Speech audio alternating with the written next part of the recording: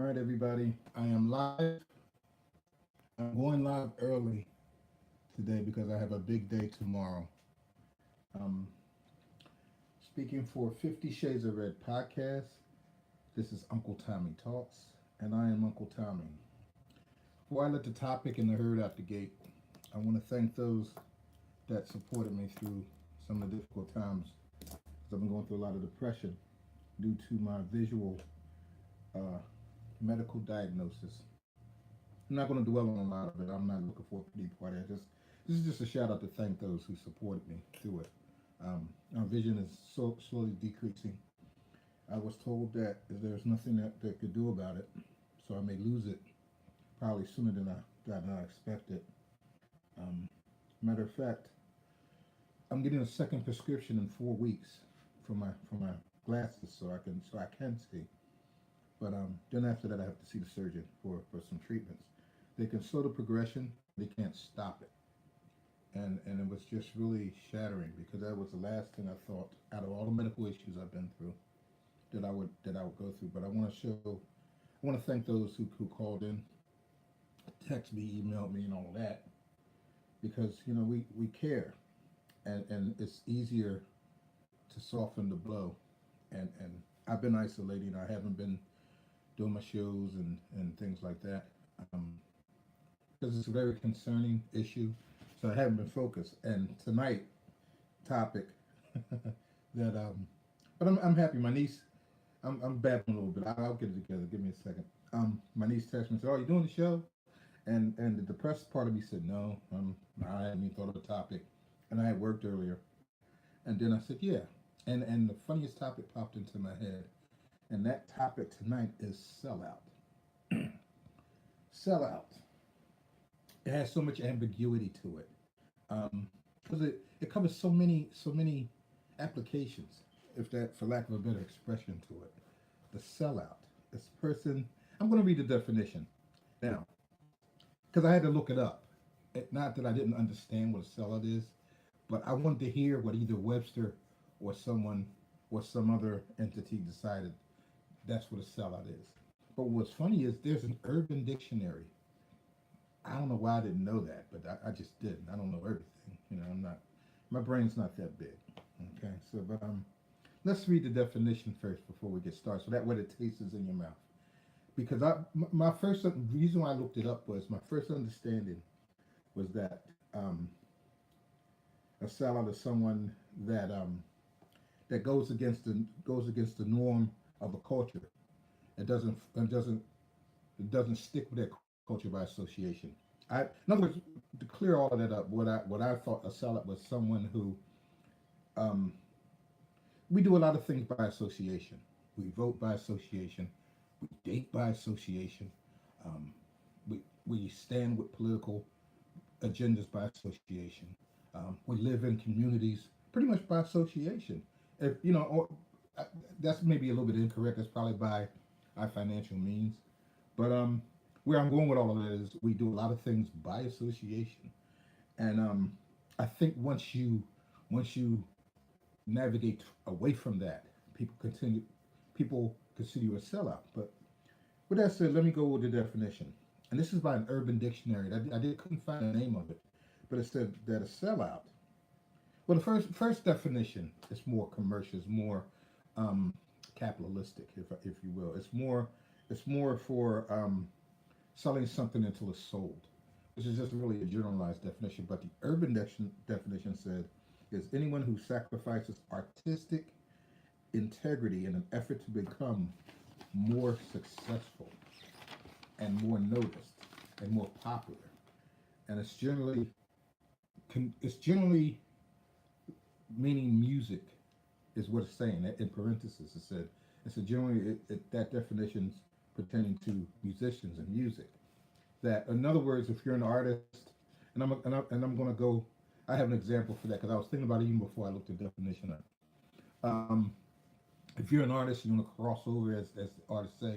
So you're an R&B artist because it normally outlines black artists who want to be pop and mainstream and all of that.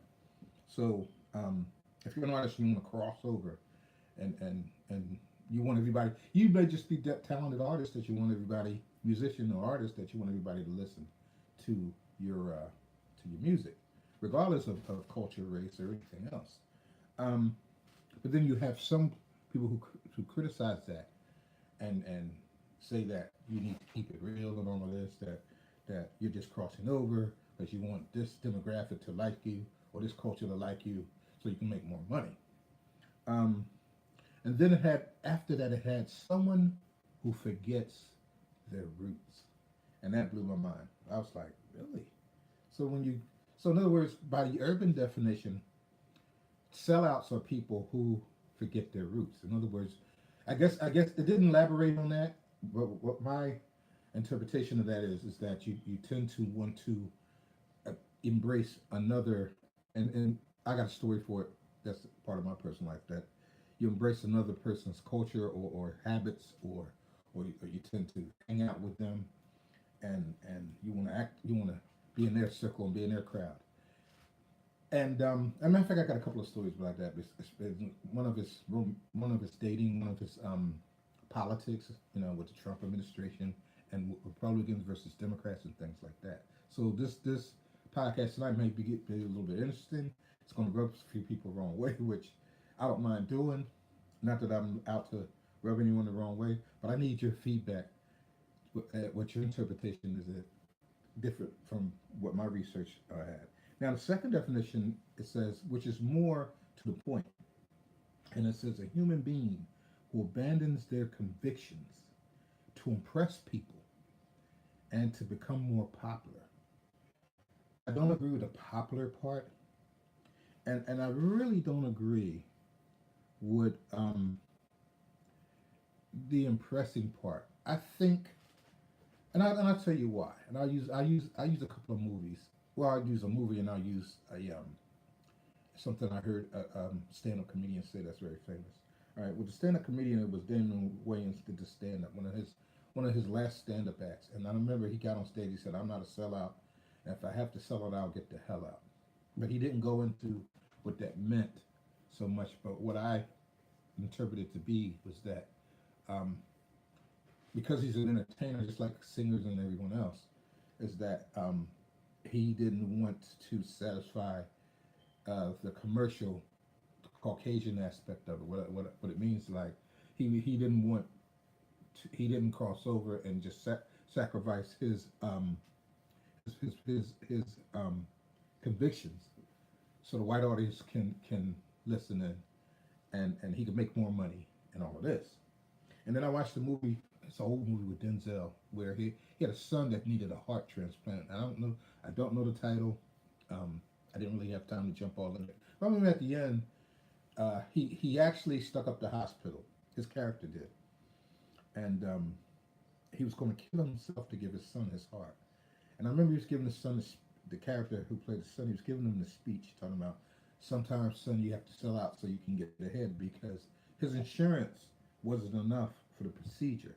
And it was a very interesting movie. If anybody knows it, shoot me or shoot my niece Naomi. The and I meant to say hello to Naomi Menhas from 50 Shades of Red podcast for Thursday.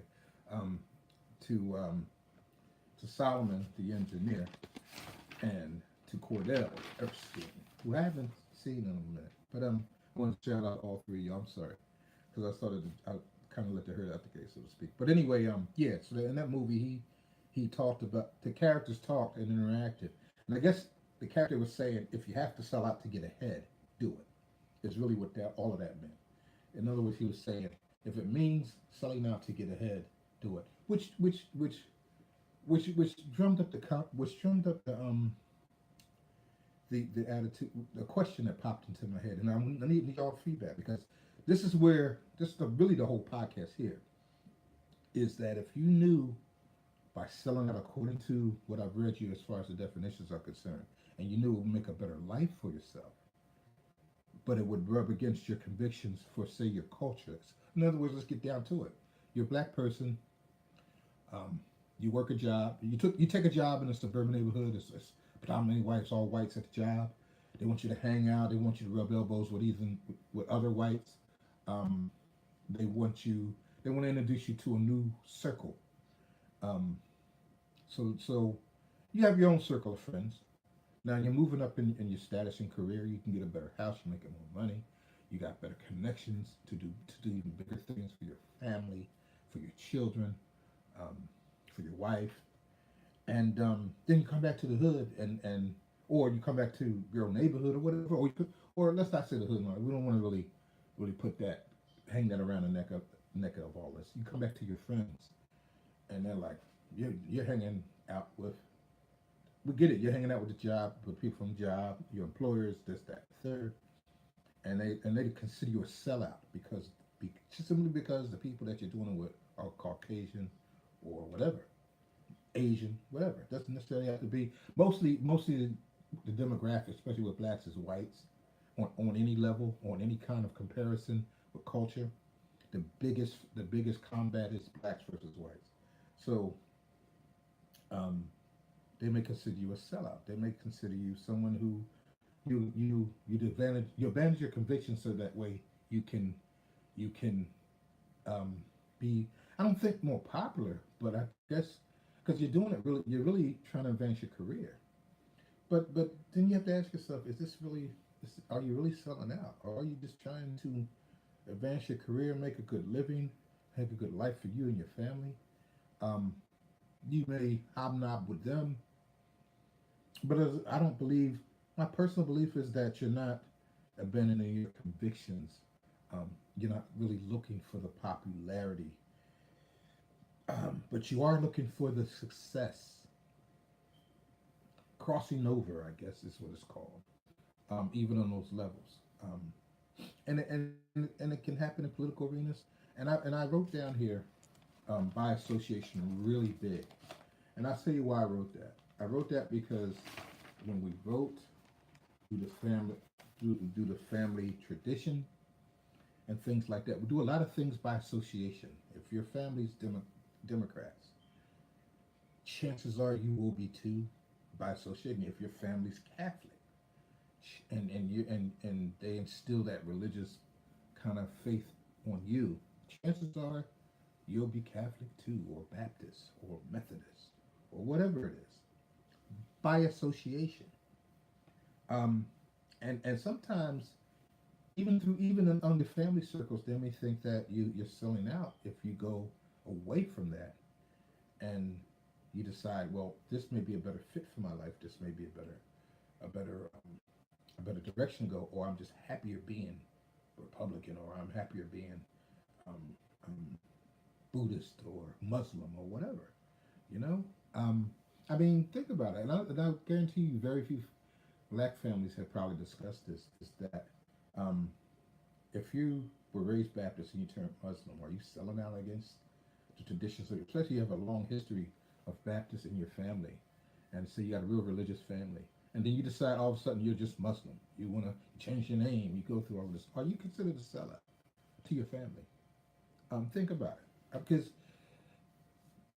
these are issues that we rarely scratch the surface of, but it has such an impact, especially in the upcoming presidential election in 2020 that's coming up. And I'll tell you why. Okay, because it kind of makes me smile a little bit because it raised the flag for me of association strongly when this person said, I was at a gym. I was at one of my first gyms, and you take a break, you rest in a little bit, and then the conversation of politics comes up, and it's a bunch of us black men standing around talking about politics, and I wasn't, I was Democratic then, and I don't mind saying that I went to the red side, so to speak, or to the right, lean towards the right. So just I guess as a joke, I said they were talking about, it was around the Obama administration. They were talking about how happy they were and all of this that Obama was elected president, so forth and so on. And I said, well, I think Obama's a great guy. Now there was no truth to what I was saying. I was just doing it to stimulate a response. My background's in psychology, so I tend to study the behaviors of folks. But I did this in a joking way, and I said, well, Obama's a great guy and so forth and so on, but I voted Republican, and the whole gym got, that's part of the gym got quiet, and they all stared at me like, they looked at me like, I can't believe it. So one guy says, I didn't know him. You know, by acquaintance, you meet folks in gym, and he's like, "You voted Republican?" And I said, "Yeah." And he said again, "You voted Republican?" He had a hard time drinking it in. And I said, "Yeah, I voted Republican." Cough is getting cold. And I said, "Man, you're a real sellout." So I stood there and I'm like, "I'm a sellout because I voted Republican." And he said verbatim, "How can a black man vote Republican?" And I'm like, "Wow." I thought, in other words, what his definition of selling out was because I didn't conform. I didn't stick with Democrats by association because statistically, and I found this out later, statistically there are more blacks are more Democratic than they are Republicans. So he thought that, but in his mindset, all blacks are Democrats. Period. You can see black Republicans on TV, and as Naomi and I have experienced, um, we went to a mayoral rally, and there were black Republicans there that supported Trump. So, but this man's mindset was that, how dare you vote Republican because you're black, just by color, by culture, by association. I supposed to. In other words, for him, his mindset, I'm supposed to vote Democrat. So I said, okay, you understand what the Democratic Party is all about? And he really couldn't answer it. He just said, I know those were, he was very defensive. He said, I know those Republicans are this, they're going to cut our programs, they're going to do this, they're going to do that. I said, have you ever known Democratic leaders to shorten programs that will benefit certain things like, say, Social Security? Don't think that it's always the Republicans shutting down certain programs or after school things for kids. Um, Democrats do that too. I said, but if you do your homework, and so we had this back and forth dialogue, and and the more I spoke, the angrier he seemed to become. But his prejudice had already had shown through, and by association, I wasn't supposed to vote Republican. So I said, you know what, and so I told him, I said, I do stuff like that. I try to set triggers on folks. It's not like I'm playing with people's conscience or anything like that. But I like to see the reactions to folks to see if they're conforming.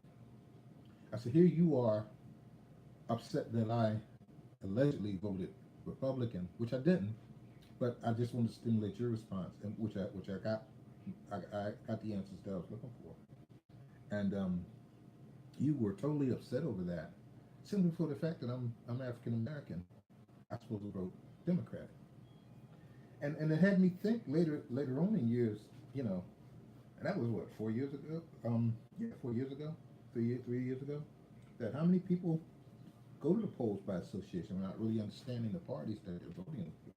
You ever go to the polls and there are people standing outside, especially in certain districts, and there are people standing outside with democratic posters and things like that for certain candidates that they want to stimulate you prior to going into the booth.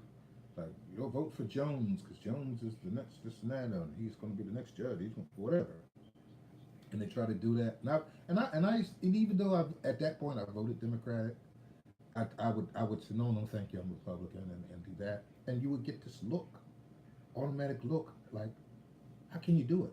I had a close friend of mine, Mark, who when I told him my niece was a Republican, he said the same thing. How can she be Republican? And I'm thinking, why are we by association thinking that that's the way we have to go, instead of choosing to go what's best for us? For the you millennials, you may not remember the rap artist MC Hammer, um, and I know this is jumping from one ship to the next, but MC Hammer was a rapper, got real popular. It was kind of like, I mean, he tried to help folks when he got on, He could dance and all this other stuff.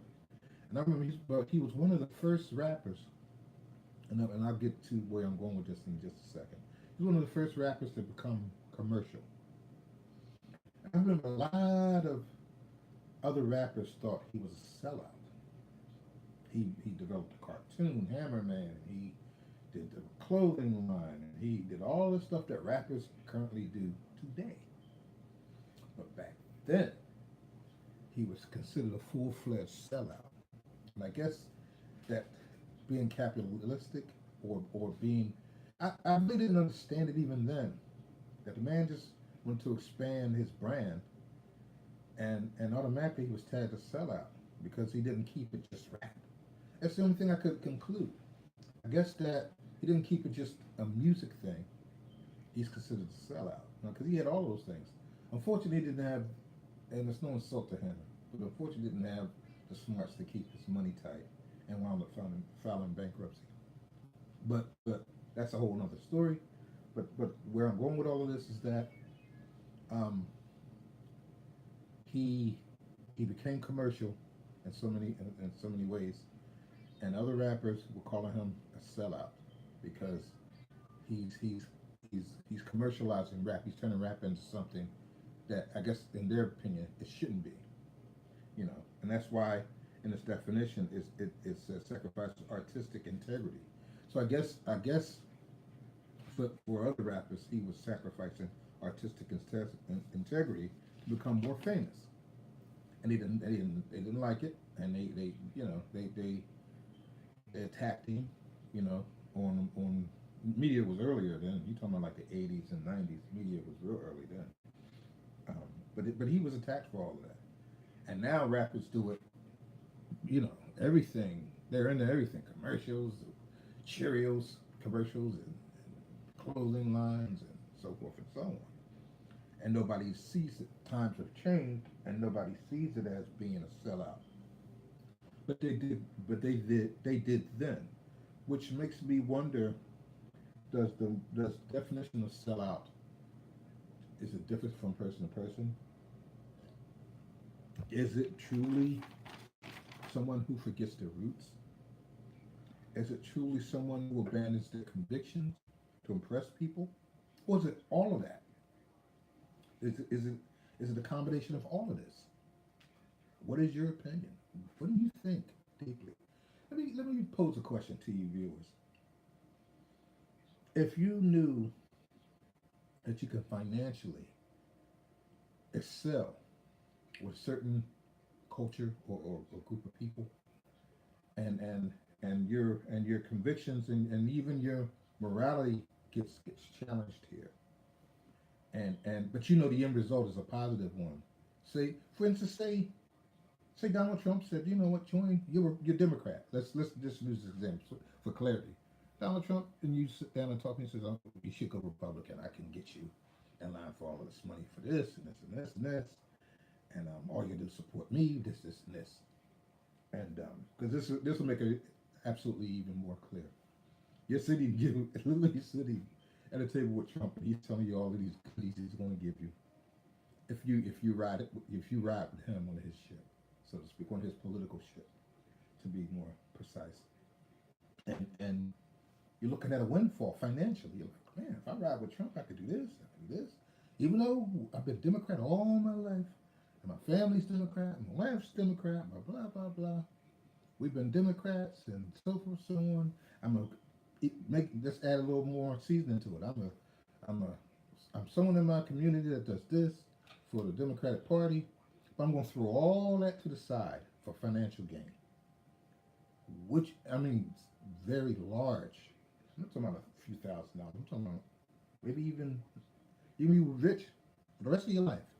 Kid's set. He's like, your kids can go to Harvard and so on, and I can do all this. Almost like making a deal. Not calling him a devil, but I have to use it this way. It's like making a deal with the devil. And just like it happened with Jesus, sitting all it. You can have all of this if you ride with me. Would you do it? Think about it, because a lot of times, for social reasons, we would probably say, "Oh no, I gotta maintain my morality, integrity, and this and this and this, and my beliefs and so forth." but actually being posed with someone in power to actually give you this offer and actually mean. I mean, it's easy for where I'm going with all this. It's easy for all of us to say I wouldn't do it until the bills come, until we get some kind of incident in our life. And I know what people are thinking as I'm saying this. A lot of times we'll say, well, you got to ride with God. And I'm saying that you shouldn't. But life issues come up, whether we want them to or whether we do not. And if especially if it's financial, and then if you know that's an out, but it costs you your convictions, as the definition say. Um, you abandon all of them. You abandon your morals and principles. Say with this with your cult, not only with your culture, but with your family. But the end result is you're going to be 50 times what better off financially speaking. But you make this deal with the devil, and now um, you're going to be well off that way. Would you do it? A lot of us, I'm pretty sure a lot of you listening to this would say, no, I wouldn't do it. It's like this. It's like this thing I wrote a paper on when I was an undergrad. So you want me because part of this is true, and I know I'm straying a little. Just just ride with me. On a car drives in front of you, drops bags of money, keeps going, doesn't pay any mind. You know the money's there. You know turning it in, you get a reward, and it's millions. Would you keep it? Would you think about all the bills that you can? Would you hold on to it until the dust settles, and then spend it slowly and take care of all your bills and all of that, knowing morally this is the wrong thing to do? Especially if you have kids, you don't want, all of a sudden you have this windfall, or you're just sneaking around trying to spend it, carefully and all that. And you can get away with it. Would you do it? Or would you turn it in and get a small reward, increase your moral standings, your family's proud? You're gonna have you're gonna have your critics and opponents who said I kept that money, man. So you're gonna make some people unsatisfied. You're gonna make some people satisfied. Would you keep it? And it's the same thing with it's the same thing with the sellout thing. You ride with Trump, or you ride with the Republican Party. Your communities, you coming home, your community's like, I saw you on TV with Trump, and now you're riding with him. Now you got the new car. You moved to a new hood. You say you go visit family. You're living in the burbs now. You got the Lexus and all of these other nice vehicles and toys. And that's all due because you compromise your convictions according to your circle, and you compromise your humanity and all of these things, and you go back to your neighborhood, and now they're pissed, and they're looking at you like, hey Tom, I'll say it's me. Hey Tom, I saw you with Trump. I saw you. You're Republican now. You're all this. You're a sellout, and they spitting your not spitting your face, but they're spewing all of this at you. You're a sellout. You sacrifice your integrity. You don't care about the black community, and they start just chopping into you. Um, would you do it? I have a theory. I think people will say what they would and wouldn't do, but people will always, but because they figure that opportunity so far beyond them that it couldn't happen for them.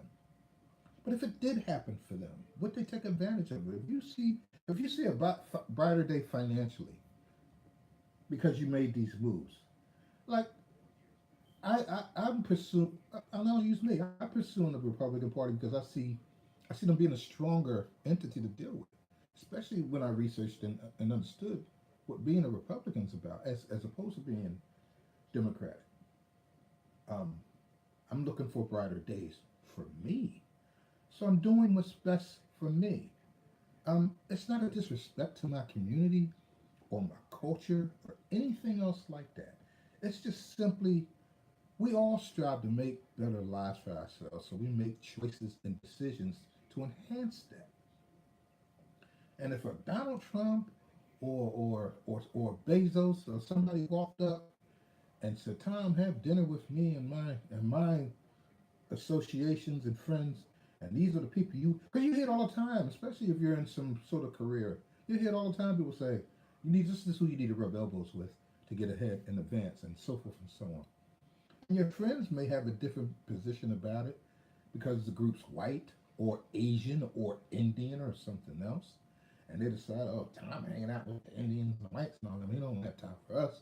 He think he's better than us," and all of it. They'll start making all these misunderstandings about you because you want to advance, and they consider you a sellout.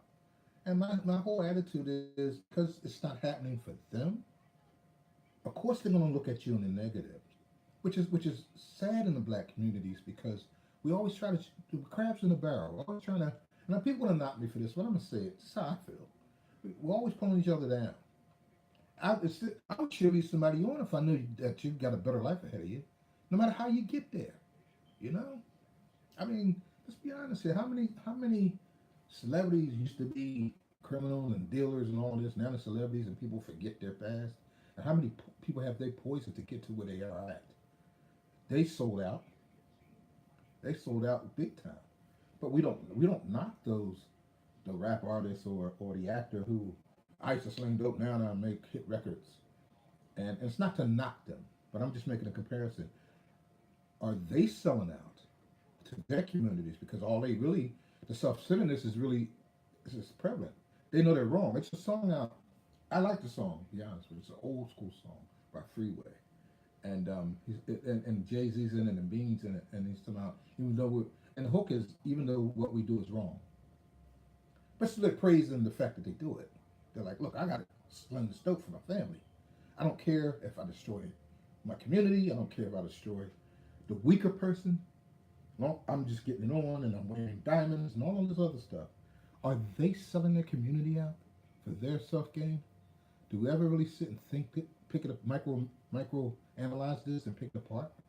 I know it's a little deep, but if we can't just look at one dimension of the sellout, you know, um, of the convictions because they obviously compromised their convictions. They may have stopped once they made millions, but look, they already made the millions at the expense of who? Not to not rappers. I don't want rappers texting me like this motherfucker, this and this and that. Now, on the romance side of the board, I've been hit with sellout. I'm 57. I've been hit with sellout all my life. You sold out to this. You went to a Catholic college. I used to go to Chain University, and when I went to LaSalle, people were like, I had a guy say, why would you sell out and go to LaSalle? And I'll be honest with you, as a public, LaSalle had a better reputation, which meant a better job opportunity. So in all honesty, I did sell out. I went to a college I knew would get a better reputation. And I had a guy agree with me. He said, we were talking about it. Reuben Mills. People used to think we were brothers, but he was this really good looking dude. He was popular. He was Kappa Alpha. He pledged Kappa, and after that he went to grad school at Temple, and we talked about this extensively. He said, "Man, they're gonna look at your resume and go, oh, Cheney University. Cheney is a predominantly black college. It has a history. It used to be a teachers' college, and has a very good rep.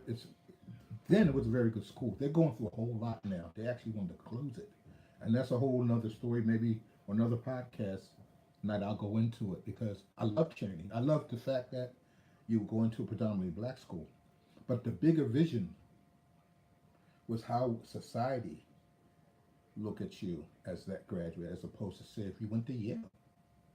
It's apples and oranges because they have deeper roots and deeper respects. I abandoned my convictions, and I'm straight honest with you guys. I abandoned my convictions and all of this to change colleges because I wanted to graduate from a college that I knew would give me a better chance of getting a job. And people say, well, you can go, and you always get the critic that goes, well, you can go to any college as long as you do well, and do this and do that. But honestly speaking, and my niece can attest to this, she's a Penn Stater, and my other niece goes to Minnesota, and they'll attest to this. Um, Society looks at you totally different, especially if you're a person of color. Trust me on that. If you're naive to believe that you can go and it's not knocking Cheney, but it was the second college I attended. I went to a 2 year university and I transferred over. On your transcript and on your resume, if you go to Cheney University and go in front of a job applicant, um, and then you Messenger audio. and you go to and you go to Harvard, you think they're going to look past the Harvard applicant graduate that's applying for the position you're this Cheney guy is applying for? You may be, and I'll go one better. You may be top in your class at Cheney and be mediocre at Harvard. And because let's be brutally honest here. Most of the careers Tony Bracy. most of the careers that we attend, that we chase after, and especially if it's companies, especially if it's in a degree of business, maybe even in medicine, that someone Caucasian is going to be running that company. Most of the jobs I did, it wasn't on those levels. I've always worked for people of color, and I took pride in that. I just happened to, back then more you had more prominent, even small. If I swept the grocery store when I was 7, the floors of the grocery store. But I worked for someone black, and even at that young age, I felt a bit of pride about that. But you don't. But on an average, you're not going to see that today, or even in the last 20 years or so. Most jobs that you're going to get, you're going to work for someone. If you're black, you're going to work for someone white. Or if you're Hispanic, you're going to work for someone white. Or if you're Asian, you're going to work for someone white. The bigger businesses and the bigger companies are normally white run, and that's just the way. That's just. I'm not saying we can't be that way.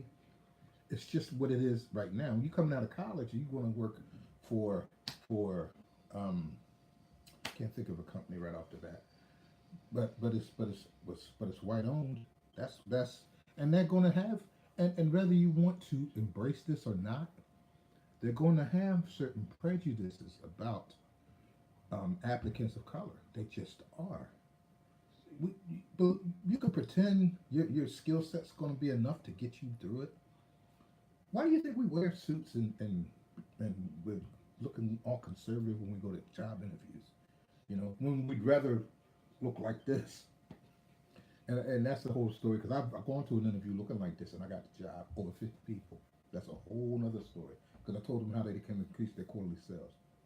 Whole nother story. But anyway, the point I'm driving to is that um, um, society wants you to conform, especially if you're looking for a career. So the person that has the Cheney degree as opposed to the Harvard degree, it's two totally different planets. And your GPA probably wouldn't even matter. It's the fact that you can even get into a Harvard school. Even if you graduated 2.8 and you can be a 4.1 or something at Cheney, and they may say, yeah, you really did great at Cheney. And then you got the Harvard person coming behind them. They're like, you went to Harvard? Some people constantly are going to wonder, wow, you went to Harvard? I couldn't get into Harvard. You somebody special. I don't care if your parents have money or whatever. And they're going to prejudicially lean towards that. That's how I'm saying. Oh, that's how fucked up society really is. That's how it is. It's that fucked up that we tend to prejudice. You know, and they do at jobs. They do in the interview processes, and that's where the selling out part is coming. You may have the guy that wouldn't wear a beard like this that would. I popped into my head. I was asked this. I had a goatee one time, and I was going for a job. And the guy, true story, from my good mother. He said verbatim, "If I asked you to shave, clean shaven, would you do it?" So of course I need to know why. Why am I going to take a razor or some clippers to my face? Why am I doing this? Because it was neat. It wasn't as grisly as you can see me now. It was neat, and I was young then. So so he asked me. So I said so my first answer was I may, and then I jokingly threw in would that allow me to get more money for the position? And we both laughed. And he said this verbatim. He said I have because it was a job dealing with it wasn't a traveling job. It was a managerial position. It was a job that I would have to travel within the tri-state, and I would deal with certain clients that dealt with international clients. And believe me, overseas, sometimes you have it as a black man and or woman, you get discriminated against on a subconscious level, not just on the surface, but on a subconscious level. So he said this, and he was a black man that did the interview. He said, "You would make your facial hair would make some of my constituents and some of the people that we deal with uncomfortable." And I said, "How would that be? Why can't my skill set, my no criminal background and all this stuff, because I already fit a stereotype, just being black, period." And this was years ago. This was in the '90s, and I was like, wow. But he said, I want you. You fit the criteria we want, except for the look. Would you shave? And I was like, wow. Now I'm asking the gentleman out there that's watching this. If you got that proposition, would you say shave? Is that a sellout? Are you selling out your convictions and integrity and all of that stuff simply to get the job? Because your life's gonna be better. You got a career now. You're gonna make great money. Your girl's gonna be happy, and you can start that family. You're always gonna start all that if you get rid of your facial hair. Now, about this, but from the principal aspect of it, they may say, "Look, I'm not cutting shit," because you should. It's script in a sense. It's discriminatory. If you're afraid because I got facial hair, but I got this great degree and I got this great work ethic, and I'm not a criminal, and I'm not this. I've been a clean slate. I got good credit scores. All of this, because all of this factors into the work in today's society. If you got all of that, and you're bitching because I got facial hair on my face, but I'll probably be the best person you could hire. I'm the top candidate, but I'm wearing a goatee, you know. And so I chewed on it for a few seconds because I really wanted. And then my girl was like this, like, "Oh, we get this job." I was already working, but it's a career. So we were looking to build forward, and I had to be rational. Part of me was angry, to be honest with you. Part of me was like, you should discriminate because I'm wearing a goatee. And I didn't have none of this. It was goatee was trimmed. I went to the barber shop. I actually had hair on my head at the time, not like this now. And I'm thinking, why is that significant? But I didn't want to wait too long for the reply. So I said, "Yeah, I could do it." And he said, "Good, good." And to my surprise, he set electric clippers, like a little bit, about so big, on his desk, and said, "If I ask you to do it right now, would you do it?" I'm like, "Damn, you're really." So I said, "Okay, do I have the position? I don't want to shave and then you don't hire me." This is how I was thinking. I'm like, shit, because I had just spent $15 at $20 at the barber shop and got it all trimmed, and now he asked me to get rid of all of it. He said, "If I asked you to go in the bathroom," he was just testing me. I found out later. So, because he saw a look on my face, I was like, "Damn, it's that quick." So I said, "Do I have the position?" So he said, "First things first." I'm like, "Damn." So I immediately processed and said, "Well, this is a challenge." Okay. So I picked those clippers up, and I said, "Okay, this is chest now." I turned them on, and I said, "I don't want to get any hair on your desk. Um, Let me go in there." And I started to head like this, and he stopped me, and he said, "I just wanted to see if you were really serious." And but the irony, I didn't get the job. Whatever candidate they interviewed after me came in already clean shaven, and he told me later that's what. I don't know if the guy was listening, but he came in and he just had a baby face, and I guess no mustache, no nothing. And he came in all like this and cheery, you know, after me, and I told him good luck. You know how you pass people like good luck, but you really want the job because you're competitive. And then later on I found out because I kept calling like, "Damn, they didn't call me, they didn't call me." A girl was like, "Damn, they didn't call you, they didn't call you." I found out like, "Oh, good thing I didn't really shave." And we sat and we talked about it, and she agreed. She said it was very discriminatory. They should judge you on your. They shouldn't judge you on your appearance as much as they should judge you on your talent. Um, but they want, and she said it back then. She said, "Yeah, they want you to sell out." And I said, and I was thinking like, well, right then and there, I thought, right after she said it, I said, maybe sometimes you gotta sell out. Case in point with the dating thing, because I want to touch on that. Um, People that know me know I did outside my race by choice. Got nothing against black women. I will date who you like. But you got families through history, Jewish families that don't want you to date Italians.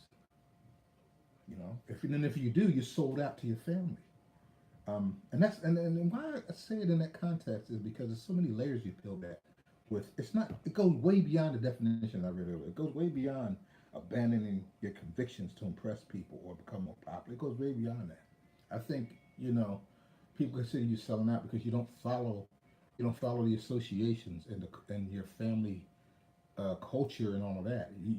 You in their eyes you abandon that. You totally abandon that. I date Caucasian women. I date Asian women. I date Hispanic women. And I'll never forget I got chewed out by a black woman who thought she said it, you're a sellout. And I'm like, also, I'm a sellout because I don't, and I said, we elaborate. And she says, yeah, you got to stick with, we got to, we got to support our own culture and all that. She went into this whole dialogue about supporting your own culture, so forth, so on. You need to stick with your own people and do this and do this. Almost like out of a Malcolm X movie kind of thing. And I said, so you're telling me, even if I like this woman and she happens to be Irish, which my ex was Irish, but I said, so I shouldn't date her simply for the fact that I should just retain being with my own culture. Forget the fact of being happy. Stick with your own culture, date your own culture, and some kind of defining thing, according to her, we keep it in it's almost like a keep it in the family kind of thing. You disrespect your culture if you did outside of it. Is where she was really going with all of this. You know, that's what's wrong. And then she went into a whole dialogue at that's what's wrong with our black men now. And we did a podcast on why do black men date white women. We did that show. Look it up on 50 Shades of Red podcast. You'll see our show. You'll see me. You'll see Naomi. You'll see Solomon and Cordell, and we all and guest speakers come on, and we talk about that because it was a deep topic, but not straying off the path too much. Yeah, so I was considered a sellout because I did outside my race by choice. It's not. I don't knock black women. I just met someone. She happened to not be black, and then we hooked up. That's pretty much it. And if you attract someone, I mean, I've had some guys say they wouldn't do it, and I've had some guys, oh, I've never dated outside of my race, and they were in alignment with the female that knocked me for doing this. You stick with your own culture, man. You can't trust whites and all this. But I was trying to find out who this person really was. So, well, obviously she had some interest in blacks because she was dating me. But they knocked me for it, and considered it um, taboo or from rumor how they are hygienically and all this other craziness, right? But let me tell you something that I deeply believe. You got a lot of men of color that talk a lot of shit, and if they see that hourglass white girl and she's flirtatious to them and say they're not with anybody, and they have an opportunity to be intimate with that woman, you see they're going to say no. They may and a lot of people do this. They may on the surface pretend to be conforming to their culture by association. Keep keep that word in mind, because a lot of times we just do things because our culture, by association, we just do it because it's what black folks do or whatever. So you think they would turn her down if she's rubbing up against them or they're dancing and she's all in their face and all of this, and she's stunning, but she just happens to be white. And to his boys, he's talking the black pride thing and our whites are this, and just standing on that platform. But his lust, and believe me, because we all do it. And I'm not trying to be um, hypocritical because I used to be on the bandwagon, pro black this and that, and meet the Spanish girl, whatever, and my lust part of me kicked in and threw all of that conviction away, and so I could hook up with her. It's sometimes you sell your soul, and I'm being just totally honest. Sometimes we talk a good game, we'll sell our soul, especially if it comes to money, comes to sex, and all that other stuff. You know, to the crew sounds good, to the community sounds good, you know, but we sell out. Um, and so, what you guys, I just want you all to think about, you know, off the definition. Are we really forgetting our roots if we decide to run with, if I decide to run with the Republicans, am I really forgetting my roots? I didn't know my roots were basking in the Democratic Party. I mean, it is as far as family went. Why can I have the autonomy to make my own choices? Why do they have to be limited because of what the family did? Why can't it benefit me and my life as the way I live it? And that's the thing that thank God I looked up the definitions because Urban Dictionary says this. You know, am I really abandoning my convictions because I date outside my race? Am I really abandoning my convictions to impress people? If I hang out if I have white friends or Asian friends or Indian friends, which I do, um, am I trying to impress people to say, and you see with ball players, you see a ball player date a white girl, and the first thing people tend to think is that he has money. That's why she's with him, or she wouldn't be with him. Forget the fact that maybe she just simply likes him. I don't have tons of money, and if I run around with someone Caucasian, um, it's obviously not for the money. What is it for? Or is it for the myths? He's like this, and I mean, you got to think about it. It's a really should we conform just cause? Should we by association live our lives a certain way and not do what's best for us? Rather, somebody places a label of selling out on it or not. Um, Especially when your family can eat better, can live better, can enjoy better. Or are we one dimensional that we decided, I'm going Democratic because that's what blacks do, especially with black folks. Democratic because that's what blacks do. I'm going to go to Baptist church because that's what blacks do. I'm going to date black folks because that's you got to keep it in the family. Got to got to stay traditional. Um, and then wonder why you're not totally happy because you're allowing your culture and you're allowing your family roots and things like that to make your your your your deepest pleasures and decisions for you, and you may not be totally happy on those decisions and things. Um, so society or your friends. I don't even think society calls it someone out. Society or your friends or your close circles or your family. You may do. We're going to all do things that people aren't going to like. That's just the way life works.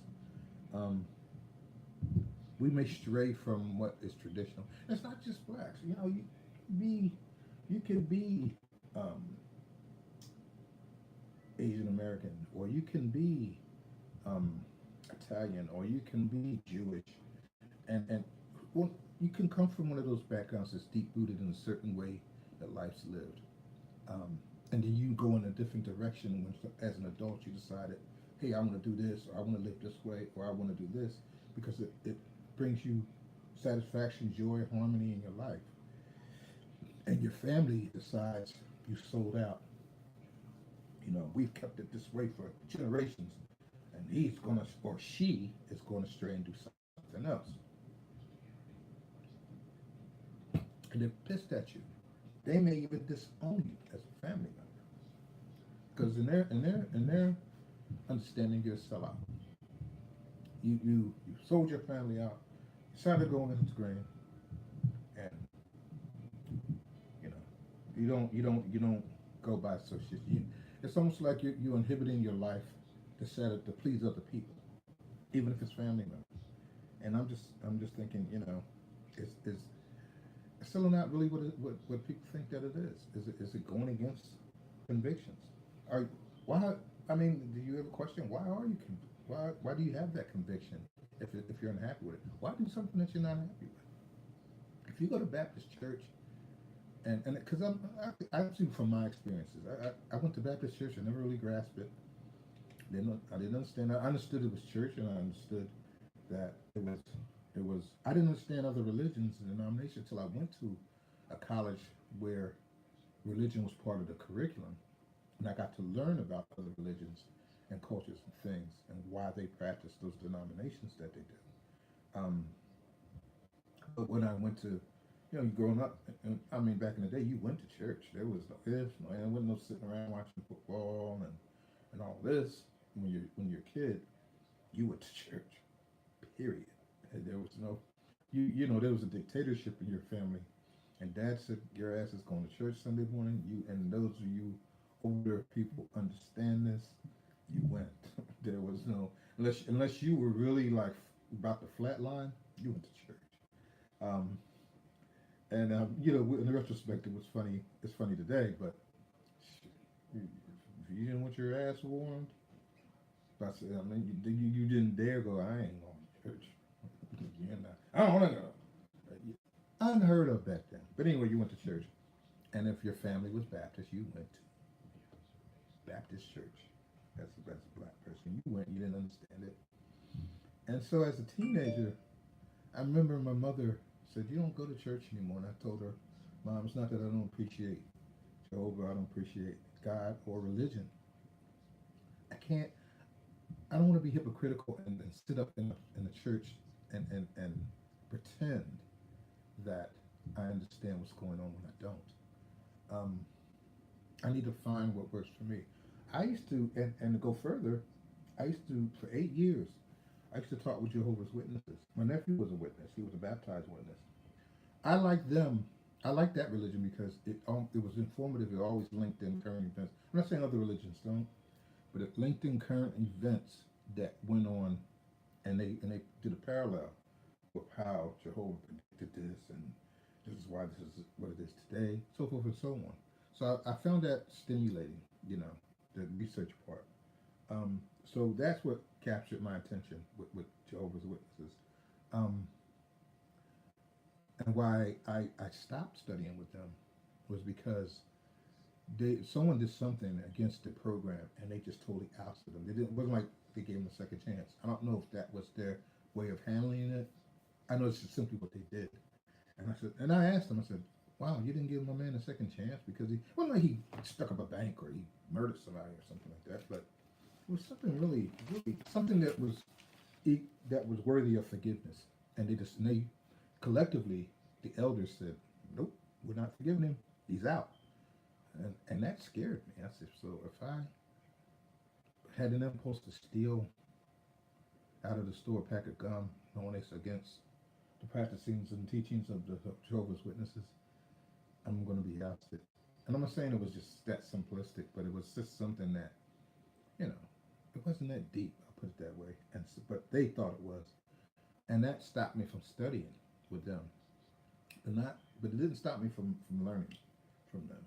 But I just thought that was extreme with religion. So they would always ask me, how come, hey Tom, how come we don't get baptized? Why don't you go all the way? Um, and I would share that story. And then, and the funny part about it is they would always cover that story.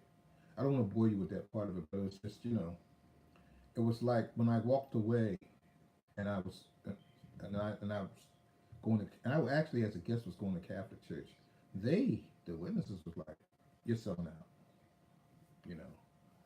And I remember the guy was saying in a polite voice, because they all have this to like, they're extremely articulate, It's like they all, you know, are this overly educated group of people.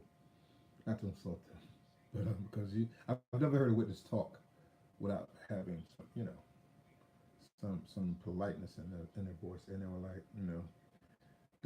like, they knocked the Catholic religion, and they were telling me, we want you to sell out to them. I'm like, damn, even the winners is going to sell out. I said, I can't escape that label. When is this call you a sellout? You must be a sellout. So and it's just to inject humor. But he did say that, and I was like, damn, that's deep. So so I was like, all right, it's time for you guys to go. But anyway, you know, think about it. What would you again, the bottom denominator is this, y'all. Well, how far would you go for a life of prosperity that totally goes against the grain of, as the definitions go, your art? I'll use them all. Your artistic integrity. If you don't have to be artistic, you don't have to be this dynamite rapper or a singer. Your artistic integrity for success. Your roots. Would you abandon your convictions to impress folks and or become more popular? Therefore, increasing your value socially, financially, um, romantically, if need to say. Would you pay the price of abandoning all of that to get financial reward or prestige at work or increase your success level? Which, in other words, according to this, would you sell out to make your life better? Something to think about. Which, if opportunity permitted, would you do it? If there was an opportunity that came along in your careers, as whatever you're doing now, I don't care if you're tossing trash in the back of a truck. And when opportunity came up, maybe with a different demographic of people, maybe with a different culture and all of that, and you're doing that, and you don't get to see the friends as much or the family as much, and I won't say that you're changing, but I can't see it not changing you in some aspect or another, male or female. If if if those were presented to you in front of you, you sat across the table from a person that's giving you these opportunities for growth for yourself, your family, but you pay a price. With all of the things I mentioned, in accordance to the definitions I was just stating, would you do it? Would you make those compromises now, knowing that it not only it that it the cost is maybe people will consider you a sellout and may not want to deal with you any longer, but also the rewards, if you want to call them that, would be that you live in a better quality of life. Would you do it? Something to think about. And I know y'all think, well, time would you do it? Yeah, I do it. I'm straight up and down. I do it because I've lived a life a whole lot worse. I would do it to enhance my chances because I don't have many more wake ups in this world. Um, and some of you may be like, boy, you really are a sellout. You really this and that. That's fine. I'm not going to make everybody happy, so I'm not going to try. However, if I'm presented an opportunity to grow, and I'm not saying that I'm gonna go hang out with this culture and knock African American, like blacks ain't nothing, you know.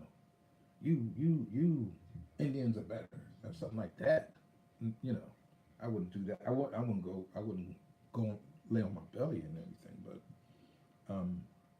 I would, if people considered me selling out, if Trump called me tonight and said, I want you to stand in my corner or something like that, and I knew that was an advancement, would I do it? Knowing his political platforms and what he dislikes and likes, um, and I know I'm gonna get hit for this. Yeah, I do it. You know, and some of you listening to this are gonna go like, damn, that dude really, he just don't care. You're prostituting yourself. I think we all have a bit of prostitution in us in some aspect or another, maybe for the job we work for or whatever. But people don't recognize, um, society doesn't recognize, um, pride and all that. If I guess I say it like that because I don't have kids or I've never married or anything like that. So I have no lineage to damage with my decisions. So for a guy like me, it may be easier instead of for the family guy whose kids look up to him, or the woman whose kids look up to him, and they decided to go on this route, and the kids are being teased, or the friends are judging them as a family. You know, for me, it's an easier choice because it is just me. So, but yeah, I do it. And with that, I'm going to wrap up because I didn't even know I could do this for a whole hour.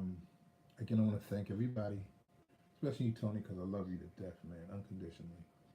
Um, Hopefully, I can slow down the process of my myself going blind.